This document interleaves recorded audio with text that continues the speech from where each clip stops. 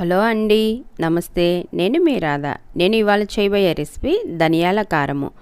ఇది మనకి వేడన్నంలో కానీ ఇడ్లీ, ఉప్మా, దోశ దేనిలో అయినా కానీ చాలా బాగుంటుంది. సో ఈ ధనియాల కారంను మనం ఎట్లా ప్రిపేర్ చేసుకోవాలో, ఏమేమి ఐటమ్స్ కావాలో చూసేద్దాము.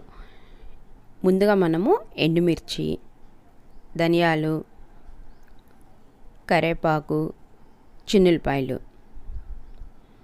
ఇప్పుడు మనము ఇవి వేయించుకోవడానికి ఒక బాండీ పెట్టుకొని, ఇవి వేయించడానికి సరిపడా ఆయిల్ వేసుకొని, ముందుగా మనము ఈ నూనెలో ఎండుమిరపకాయలు వేసుకోవాలి, ధనియాలు, చిన్నులపాయలు.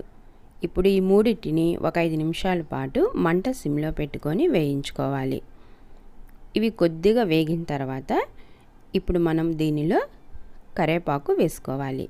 కరివేపాకు వేసుకున్న తర్వాత వీటిని ఒక 2 నిమిషాల పాటు వేయించుకోవాలి.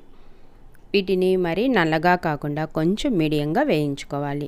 ఎక్కువ నల్లగా వేయించుకుంటే ఇవి మనకి ధనియాల కారం అనేది మరీ నల్లగా వస్తుంది. కొంచెం మీడియంగా వేయించుకుంటే కారం అనేది చుట్టానికి కూడా చాలా బాగుంటుంది.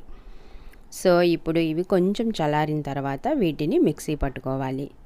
మనము మిక్సీ పట్టేటప్పుడు కావాలంటే దీనిలో చింతపండు కూడా యాడ్ చేసుకోవచ్చు. ఇప్పుడు కొద్దిగా రుచికి సరిపడినంత సాల్ట్ వేసుకోవాలి. ఇట్లాగా మిక్సీ పట్టుకున్న తర్వాత మనము ఎక్కువ మరీ పొడి పొడిగా కాకుండా, మెత్తగా కాకుండా ఇట్లాగా మీడియంగా మిక్సీ పట్టుకోవాలి. సో ఇప్పుడు మనం దీన్ని ఒక బౌల్లోకి తీసుకుందాము. ఇప్పుడు దీన్ని మనము ఒక సీసాలో కానీ డబ్బాలో కానీ నిల్వ చేసుకుంటే ఈ ధనియాల కారం మనకి 20 రోజుల పైనే నిల్వ ఉంటుంది.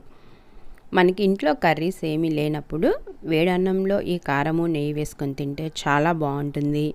అట్లానే ఇడ్లీ, ఉప్మాలో కూడా, దోశ వేసుకునేటప్పుడు ఈ కారపొడిని పైన చల్లుకున్న చాలా టేస్టీగా ఉంటుంది. ఓకే ఫ్రెండ్స్, మీరు కూడా ట్రై చేయండి. ఈ వీడియో కనుక మీకు నచ్చినట్లయితే లైక్ చేయండి, షేర్ చేయండి, సబ్స్క్రైబ్ చేయండి. నెక్స్ట్ వీడియోలో ఇంకొక రెసిపీతో మళ్ళీ కలుద్దాం.